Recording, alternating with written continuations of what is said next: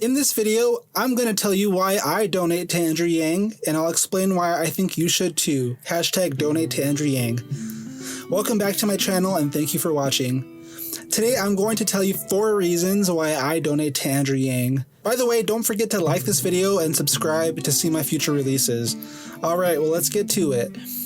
I've been able to vote since Obama in 2008. I supported Bernie Sanders in 2016, and I followed his campaign closely. Yeah, I did not donate to Bernie or Obama.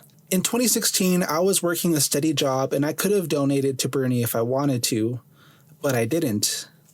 There was something about his message, really his persona more than anything, that made me decide to not give him money. After being disappointed by his actions at the Democratic convention, I'm actually really glad I never gave my money to him.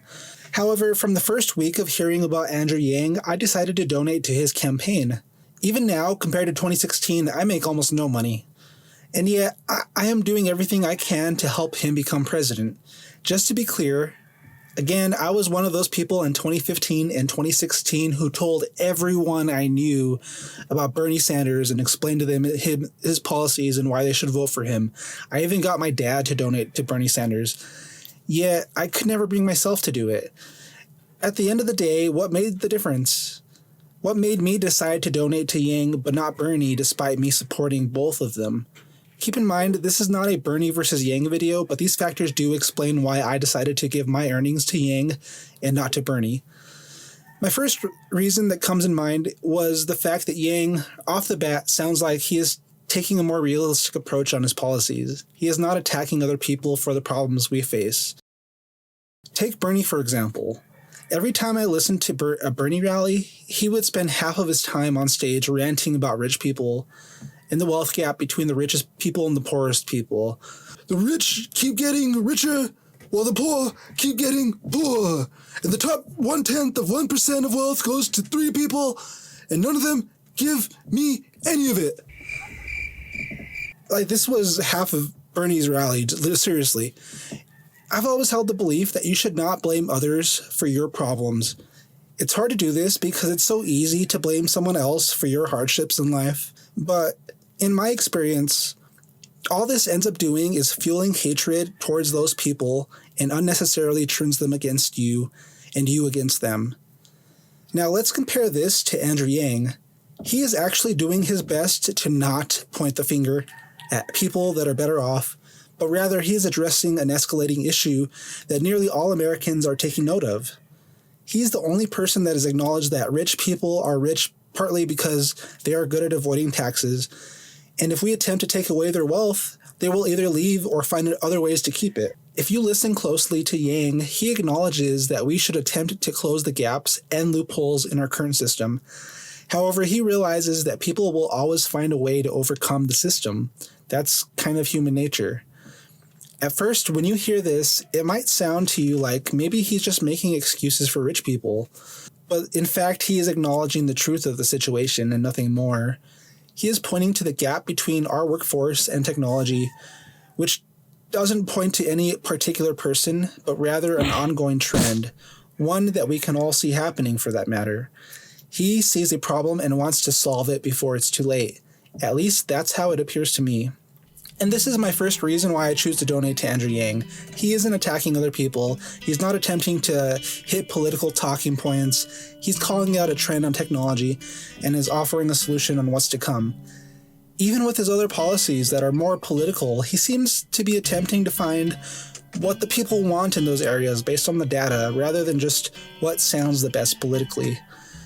In other words, on huge issues, he is removing his potential biases and siding with data where it needs to be. And this actually brings me to my second reason on why I'm choosing to donate to Andrew Yang.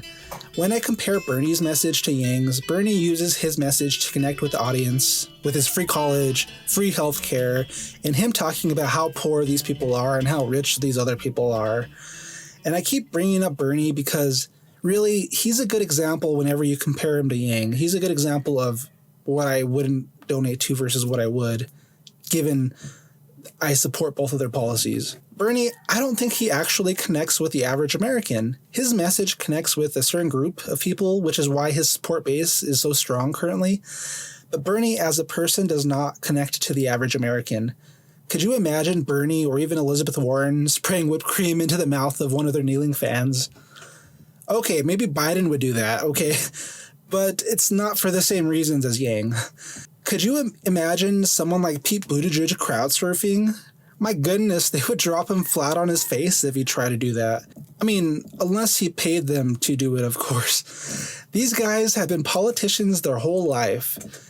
Compared to Yang, if he was just another politician running on UBI, he would be in the situation where his policy ideas would connect with people, but his persona wouldn't come off as genuine as it does. But since he's not a politician, this isn't the case for him. You can judge nearly by any interview he's been on. He's playing nice with the establishment, but you can definitely tell he's not actually a part of it. He has a lot of tendencies and traits that you expect to see in more normal people. It doesn't seem faked or staged. He doesn't seem to have any ulterior motives. He isn't bashing on rich people. He isn't playing on the heartstrings of poor people either. When he talks about Amazon, he doesn't talk about how rich Jeff Bezos is. Or when he mentions Facebook, he won't tell you how corrupt Mark Zuckerberg is. He explains the situation and then proceeds with the path forward given the circumstance that he's laid out. At the end of any of his speeches, I don't feel anger or dread towards rich people. I don't feel like someone is purposefully trying to oppress me. Instead, I'm thinking, yeah, you know what, this guy gets it. I'm left with a lot of valuable data that he put in my hands. I feel left with an idea of what the problem is that we're actually facing and what we can do in order to solve this problem. I'm not left feeling like certain people are benefiting on my behalf. Instead, I feel like there's an actual path forward in order to help people who are actually truly suffering in this country. At the end of the day, with Yang, we look at the data, we see who the biggest winners and biggest losers are, and we come together and figure out a way to balance it all out. We do this without attempting to straight up rob the people who are better off. Because you know what? Robbing other people of their wealth is not American. We accomplish this by looking at the United States policies, as well as the companies and the industries. We don't make enemies of people. We don't attempt to take away the wealth of someone who is better off just because they are better off. His campaign feels like it's about all of us, not just a select few. A lot of this has to do with the fact that he appears to genuinely be one of us. Yang focuses on the actual issues and offers solutions. He doesn't make enemies of people and target them just because of their financial status. This leads me into my third reason as to why I donate to Andrew Yang. His policies and data points are a great driving factor, but it would not be as impactful if he wasn't writing on the message of humanity first. The thing is, he doesn't just say humanity first. Nearly every word that comes out of his mouth is a humanity first message. He put a lot of thought into the way he words things. He won't ever appear to be attacking people or come off as too aggressive in a way that would compromise his main message. This really distinguishes him from every single candidate out there, in my opinion. His humanity first message truly does have an impact on the way his campaign is perceived, not only by other people, but the media as well. There are instances where I believe Yang has actually had to bite his tongue in order to preserve his humanity first message. And you know what? He's done a phenomenal job at this. The fact that you can tell this message is always on the back of his mind shows that he truly means it when he says it. He isn't just running on this humanity first message as a way to gain ground in his campaign. Rather, he seems to be using it because he literally means it. He doesn't want people to become overly aggressive for him either. And he adopted this, in my opinion, controversial term, the Yang Gang, which, if handled correctly, could be used against him and ultimately end his campaign. But since he has his humanity first message at the forefront of his thoughts, at the front of all of his speeches, this prevents a lot of bad things from actually happening inside his campaign. To me, this shows that he is a true leader, and he understands people at a deeper level than you'd expect from your typical politician. And with that said, this leads me into reason number 4, which I apologize, this actually turned into 10 more reasons. But reason number 4, it's the fact that he is a natural leader. He checks all of the marks of the 10 main qualities, if you think about it. I'm going to Google this.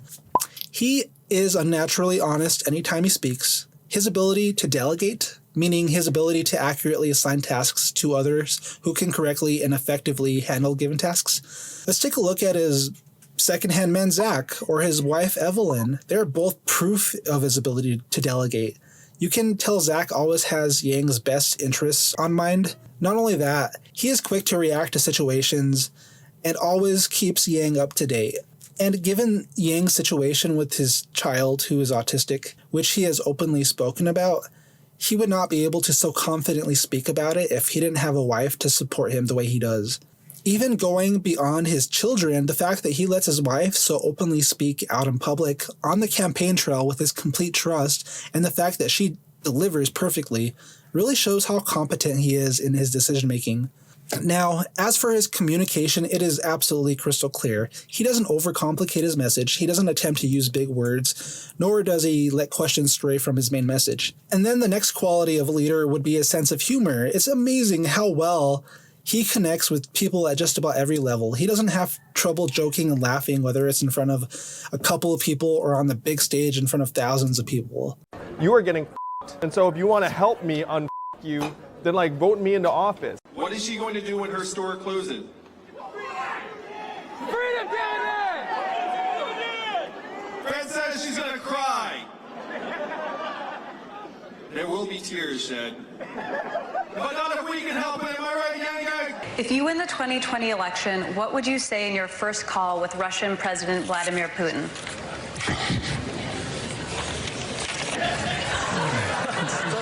It's a fun moment. Well, first I'd say, I'm sorry I beat your guy.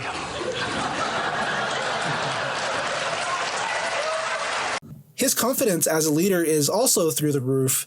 I've seen everything throw at him. Probably the worst was from Jimmy Kimmel, where he said, "I don't think you're going to win," straight up. And Yang responds with confidence. Well, it's great to have you here. I think you have some very interesting ideas. I don't think you're going to be president, but maybe, no offense, but maybe you will. Who knows? I didn't think Donald Trump was going to be president either. My odds get better every single day. They do. His commitment as a leader is truly through the roof as well. He established his argument and talking points early on, which is why you see him giving the same kind of speeches most of the time. It goes with his confidence. He believes his message, and he believes he has researched it as fully as you can. And because of this, he has 100% committed to his message and spreading it through his planned speech. Now, is Yang a positive person? Actually, a better question, have you ever seen him be negative? Even in his attack with MSNBC, do you ever get anything but positive from him? He's always positive, in my opinion. I don't think he's ever faking it. I think that's just the way he looks at life in general. As far as his creativity as a leader goes, it is clearly through the roof. He's taken so many unique approaches to get his message out there, from announcing that he's giving 10 people $1,000 a month at the national debate. It's time to trust ourselves more than our politicians. That's why I'm going to do something unprecedented tonight. My campaign will now give a freedom dividend of $1,000 a month for an entire year to 10 American families, someone watching this at home right now. All the way to the Yang bus. Okay, and what about his ability to inspire as a leader? His ability to inspire is proof through the Yang gang. The fact that he has gained a following, one that has brought him this far in the debates, on the national stage, through the polls, despite how off and corrupt they feel, really shows how much of an inspiration Andrew Yang himself has been outside of actually campaigning on just UBI. Lastly, as for Yang's intuition as a leader, it's extremely high. And on top of that, his intuition is always backed with data. The most obvious examples of this are, first, when he was attacked by the comedian Shane Gillis, his stance on this after doing his research shows his intuition and thoughtfulness of the situation. His second is in the way he's handling Donald Trump. The fact that he does not hold a position in the House or Senate or any political seat, he is calling out the impeachment situation the way he is, rather than just going with the Democratic flow, shows me that he's giving an answer out of his intuition on which he believes is correct on it, and I believe time will show that he is correct. Anyway, somehow 4 reasons turned into 13 or 14, and you might be thinking to yourself, does it really take this much for you to donate to someone? Well, actually, you know what? Yes, it does. The fact is, for me, someone like Bernie Sanders, Elizabeth Warren, or Pete Buttigieg don't meet any of these standards that I personally have, or I think someone should have when they're running a country, given I have the voice to choose, that is. Let's face it, If Yang really was just some guy trying to give everyone free money like the media makes him out to be, then his message would have died out a long time ago. He wouldn't be in the debates anymore. He would be in the same position as like Marianne Williamson or whoever that other guy still running is. But in fact, despite all odds being against him, somehow, you know what? He's one of the few candidates still remaining. He's one of the few that are holding their ground. He is one of the few that are still gaining momentum. I'm donating to Andrew Yang because I believe in his message. I believe, unlike any other candidate out there, that his message is truly intended for the people and not the few. Let's continue moving forward. And again, don't forget humanity first. Thanks for watching.